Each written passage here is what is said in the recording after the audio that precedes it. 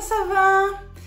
Peu tendu en ce moment, hein. Si ça peut vous rassurer, la campagne est bientôt terminée. Mais bon, il y a les législatives juste après, donc l'ambiance un petit peu délétère risque de durer encore quelques semaines. S'il vous plaît, silence! Plus sérieusement, le premier tour, vous le savez, est passé. Mais ce n'est pas avec moi qu'on va faire une analyse de ces résultats et de la campagne d'entre-deux tours. Je laisse ça à Théo. Mais quand vous voyez ma gueule, vous savez qu'on va parler d'Europe. Et comme c'est le temps présidentiel, et bah du coup on va parler de la campagne présidentielle vue par l'Union européenne et les enjeux du coup de cette présidentielle pour l'Union européenne. Car oui, surtout avec la configuration de ce second tour, l'élection présidentielle aura des conséquences importantes sur l'Union européenne. Vous le savez, c'est deux visions totalement opposées qui s'affrontent dans ce second tour et des visions complètement aux antipodes sur les questions européennes. D'un côté, on a un candidat pro-européen qui n'a eu de cesse de le revendiquer depuis qu'il est entré en politique et qui a fait de cet angle un axe important de sa campagne. De l'autre, on a une candidate europhobe plus ou moins repentie qui ne parle plus de Frexit aux grandes dames de Florian Philippot. Bonjour. Mais cependant, dans les faits, ce qu'elle propose revient tout de même à une fracture importante avec l'Union européenne, du fait par exemple de la remise en cause de principes fondamentaux de l'Union européenne tels que la primauté du droit européen. D'un côté, on a donc ce candidat qui s'inscrit dans un courant centriste libéral au niveau européen et qui prône une forte souveraineté européenne, tandis que de l'autre côté, on a une candidate souverainiste complaisante avec Vladimir Poutine pour qui elle a beaucoup d'admiration, même si en ce moment elle essaye un petit peu de mettre ça sous le tapis, mais qui est aussi proche de gouvernements tels que le gouvernement polonais et hongrois, qui sont réputés pour marcher gaiement sur l'état de droit dans leur pays. Alors forcément, la campagne présidentielle, elle est scrutée. D'autant que la France est un pays important dans l'Union européenne, c'est un des pays fondateurs, c'est un des pays les plus puissants, économiquement, mais pas que, et c'est aussi un des membres du couple franco-allemand qui est considéré comme étant le moteur de la construction européenne. Alors comment a été regardée cette campagne et comment est vécu ce second tour au niveau européen?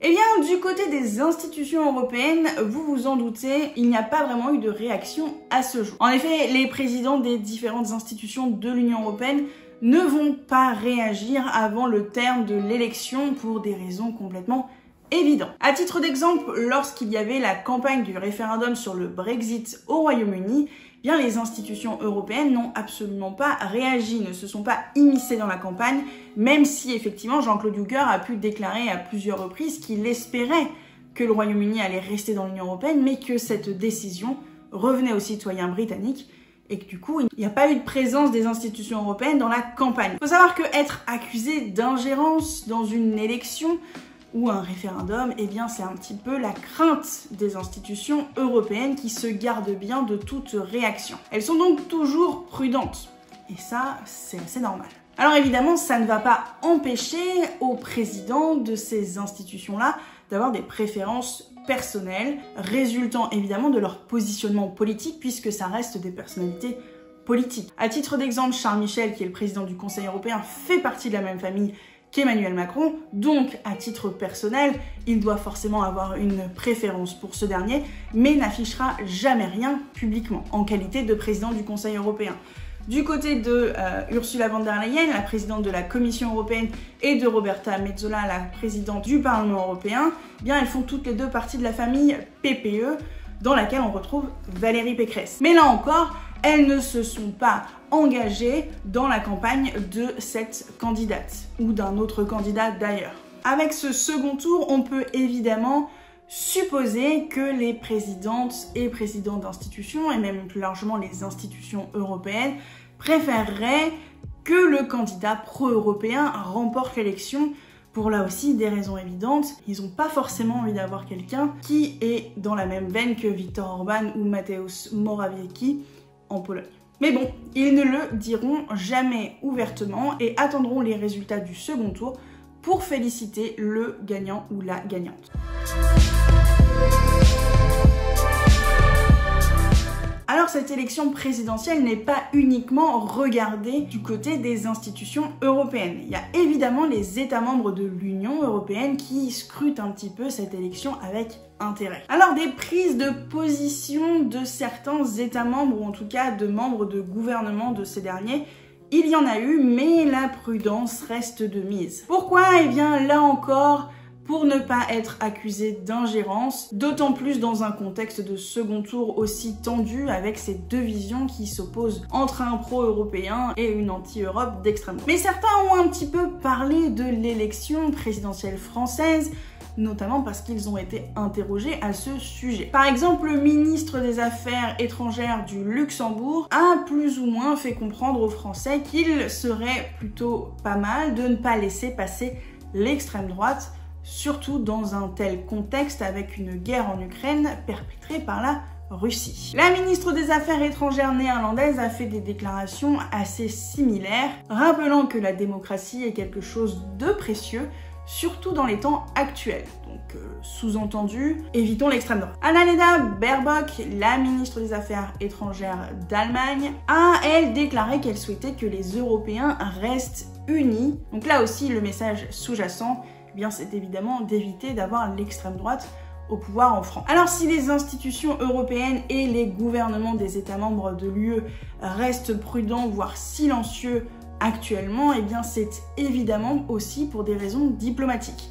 Il y a une question d'ingérence, d'autant plus que l'élection n'est pas terminée, donc on ne veut pas s'exprimer tant que le second tour n'a pas eu lieu, mais aussi c'est pour des raisons tout bonnement diplomatiques, puisque les institutions européennes, mais aussi les États membres et notamment leur gouvernement, ont des missions diplomatiques. Et donc, qui dit casquette diplomatique, dit qu'on va éviter de faire des commentaires très tranchés, justement au cas où celui qu'on ne veut pas avoir au pouvoir finit par y arriver. Puisque, in fine, ces gouvernements et ces institutions devront discuter avec le ou la candidate élue dans le respect des règles diplomatiques. Cependant, pour la campagne de premier tour, on observe quand même une différence avec les institutions européennes, puisqu'on a vu certains chefs d'État ou de gouvernement s'engager un petit peu plus dans la campagne et venir soutenir un candidat parmi tous ceux qui étaient en lice. Par exemple, on a vu Pedro Sanchez, Premier ministre espagnol, mais aussi Antonio Costa, Premier ministre portugais, venir s'afficher auprès de Anne Hidalgo pour lui montrer leur soutien,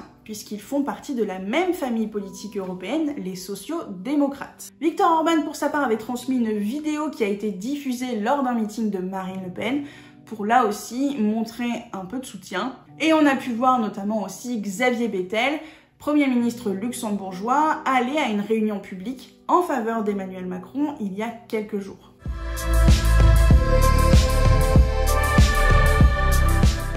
Au niveau européen, ceux qui sont un petit peu dispensés de cette réserve diplomatique, eh bien ce sont évidemment les groupes parlementaires au Parlement européen, mais aussi les partis politiques européens. Cependant, ça n'a pas empêché ces derniers d'opter pour la prudence et donc d'éviter de se prononcer dans l'entre-deux-tours. Ceux qui ont ouvertement pris la parole, eh bien c'est notamment du côté des sociaux-démocrates, même s'ils n'ont pas réagi au score d'Anne Hidalgo qui est terrible, alors même que dans les autres pays européens, les sociaux-démocrates se portent bien, eh bien la présidente des socialistes et démocrates au sein du Parlement a, dans un tweet en français, appelé à ce que Marine Le Pen soit bloquée et qu'elle ne soit pas élue à la tête de la France. C'est le parti politique et aussi le groupe parlementaire du même nom, Identité et Démocratie, qui ont tous les deux évidemment réagi au score de Marine Le Pen, félicitant officiellement la candidate pour son score,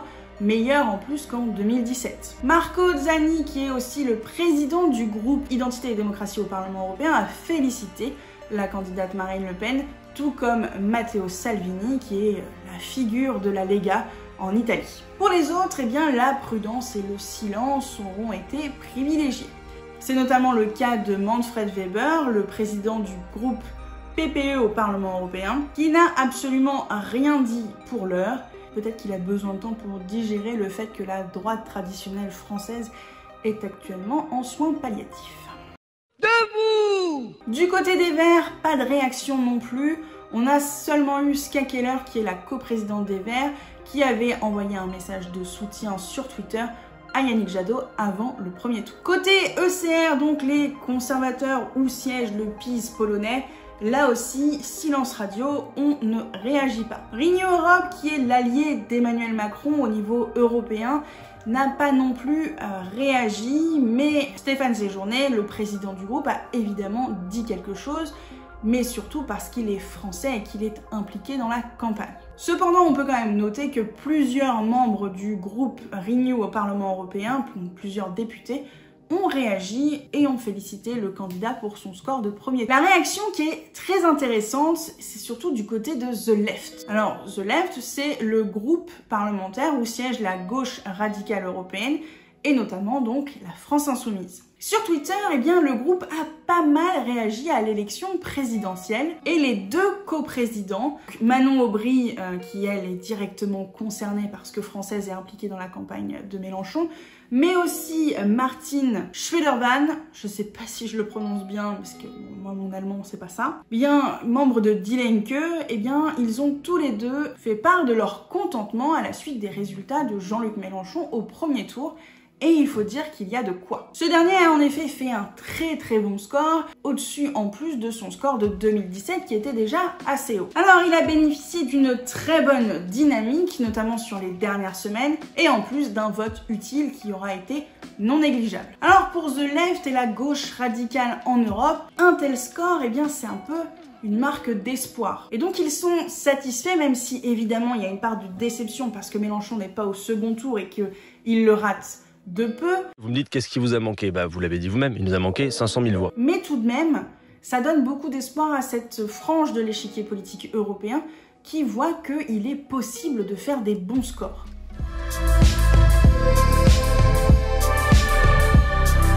Du côté de la presse européenne, eh bien évidemment l'élection présidentielle était un enjeu important qui a été traité dans tous les sens. Alors le constat de cette presse européenne, eh bien c'est qu'on est en train de revivre le match de 2017, car oui, on est encore avec Emmanuel Macron et Marine Le Pen au second tour. La presse européenne, évidemment, s'est fortement intéressée à l'enjeu international et européen, et donc à ces deux visions complètement opposées sur cette question européenne. Alors pour certains médias européens, la possible élection de Marine Le Pen est vue comme une catastrophe au même titre que l'a été le Brexit. Car même si la candidate ne parle plus de sortir de l'Union européenne ou même de l'euro, ce qu'elle propose reste quand même une sacrée rupture avec l'Union européenne. Elle remet en cause des principes fondamentaux de la construction européenne comme la primauté du droit européen sur les lois nationales, l'espace Schengen ou même encore la libre circulation,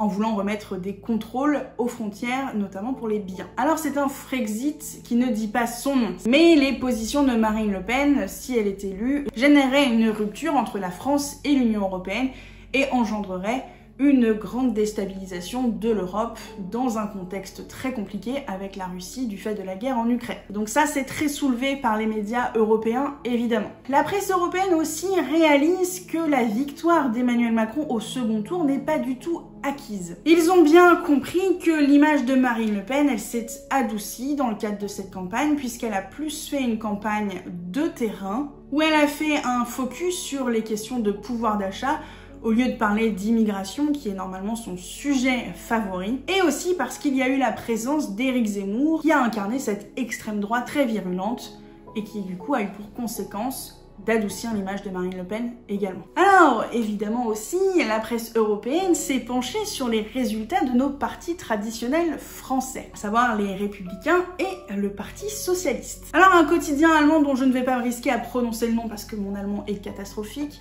a écrit par exemple « Imaginez si le SPD et la CDU avaient disparu, c'est exactement ce qui s'est passé en France. » Ça me fume. Vraiment, ça me fume les commentaires de la presse européenne sur nos partis traditionnels français. Le SPD, c'est les sociodémocrates, donc comparaison avec le Parti Socialiste, alors que la CDU, c'est plutôt comme les Républicains, la droite conservatrice traditionnelle. Chez El País, eh bien, on se moque gentiment d'Anne Hidalgo en rappelant qu'elle a fait moins que le Parti communiste français avec la candidature de Fabien Roussel, mais aussi moins que Jean Lassalle. Et puis, El País, ils disent aussi « En 2017, le PS était au bord du gouffre. 5 ans plus tard, il touche le fond. C'est violent. Pardon, je rigole. C'est mal de rigoler, mais quand même. Et pour le Guardian, donc média anglais, eh bien, le gros choc de la soirée a été le score ridicule de Valérie Pécresse, la candidate de la droite traditionnelle. Voilà. Bon, et évidemment, le score de Jean-Luc Mélenchon a aussi été salué. La presse européenne est en train de se rendre compte que la France, qui reposait beaucoup sur un bipartisme, continue sa recomposition politique avec cette fois-ci 3 pôles bien clairs: la gauche radicale, le centre et l'extrême droite. Voilà pour cette petite review de comment l'Europe voit notre élection présidentielle et pourquoi il y a des réactions, pourquoi il n'y en a pas, etc. Si vous voulez en savoir un peu plus aussi sur les alliés européens de Marine Le Pen et les alliés européens d'Emmanuel Macron, eh ben on a fait des vidéos là-dessus, donc n'hésitez pas à les regarder. Si vous avez des questions, eh bien pareil, n'hésitez pas dans les commentaires, je me ferai une joie d'y répondre, ou alors venez sur notre Discord pour qu'on puisse en débattre. J'espère que cette vidéo vous aura plu, qu'elle vous aura un peu détendu, parce que vraiment les gens sont très tendus. Je pense que je ne vous reverrai pas avant le second tour, donc pareil que la dernière fois, n'oubliez pas d'aller voter. Surtout dans ce contexte, je sais que ça peut faire chier beaucoup d'entre vous la configuration de ce second tour, mais n'oublions pas ce qu'est l'extrême droite. Désolée, je prends position. Sur ce, à bientôt sur WIP, je vous fais des bisous.